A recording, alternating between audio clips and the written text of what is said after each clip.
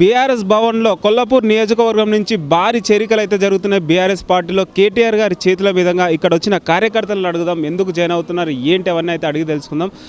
చెప్పండి అన్న, కొల్లాపూర్ నియోజకవర్గం నుంచి కేటీఆర్ గారి చేతుల మీదుగా ఈరోజు జాయినింగ్స్ అయితే భారీ ఎత్తున ఉండబోతున్నాయి. ఎందుకు ఇలా? ప్రస్తుతం ఉన్నటువంటి బీఆర్ఎస్ వైపు జన ఆకర్షణ ఎక్కువ ఉండడం వల్ల స్వతంత్ర అభ్యర్థిగా జాయిన్ అయినటువంటి పసుపుల దివేశ్రీ అండ్ రంజిత్ కుమార్ ఈ రోజు కేటీఆర్ చేతుల మీదుగా బీఆర్ఎస్ కండో పుచ్చుకోవడానికి చిన్నమ్మాయి నుంచి ఇక్కడికి రావడం జరిగింది. కొల్లాపూర్ నియోజకవర్గం నుంచి ప్రధాన సమస్యలు ఏంటి? అసలు మీరు తెర మీదకి తీసుకురావడానికి, బీఆర్ఎస్ నుంచి తెర మీద తీసుకురావాలంటే ఏ సమస్యలు తీసుకొస్తారు? మరి రైతులకు రైతు బంధు అందకపోవడము, యూరియా కొరత ఉండడము, చెప్పిన పథకాలు అమల్లో కాకపోవడము, దీనివలన మళ్ళీ కేసీఆర్ పథకాలకు ఆకర్షితులైన ప్రజలందరూ మళ్ళీ కేసీఆర్ వైపు చూస్తూ కేసీఆర్ ప్రభుత్వంలో మళ్ళీ అన్ని పథకాలను అమలు చేసుకోవాలనే ఉద్దేశంతో కేసీఆర్ వైపు అడుగులు వేస్తున్నారు జనాలు.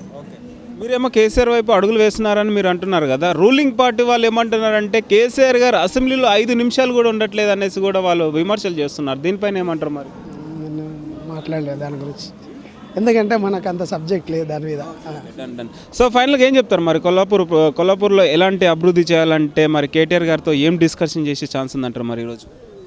అంటే ప్రజలకు ఏం కావాలో, రైతులకు ఏం కావాలో దానిలో ఈరోజు కేటీఆర్తోని హామీలు తీసుకొని ఇంకా ఎక్కువ మందిని చేరికలు చేయడానికి ప్రయత్నం చేస్తామని చెప్పేసి చెప్తాను.